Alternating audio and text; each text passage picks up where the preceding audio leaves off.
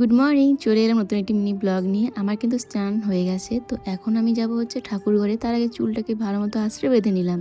তো চলো ঠাকুর ঘরে যাওয়া যাক। তো ঠাকুর ঘরে গিয়ে প্রথমেই হচ্ছে জানালাটা খুলে দিলাম, আর এইখানটা জানালাটা খুলে যত সুন্দর লাগে দেখতে কি আর বলবো।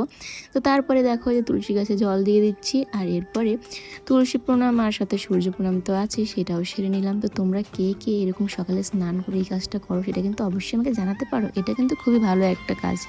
সব কাজের আগে কিন্তু এই কাজটা সব থেকে বেশি গুরুত্বপূর্ণ। এরপরে দেখো ফুল তুলে নিচ্ছি, জবা ফুল, সাদা ফুল, আর আমাদের এই যে টগর ফুল গাছেও কয়েকটা ফুল ফুটেছে এমন কোনায় কোনায় যে ভালো মতো না খেয়াল করলে চোখেই পড়বে না। তো দেখো এক ঝুড়ি না হলেও হাফ ঝুড়ি কিন্তু ফুল পেয়েছি। চলে এলাম ঠাকুর ঘরে, এখন পুজো দেবো।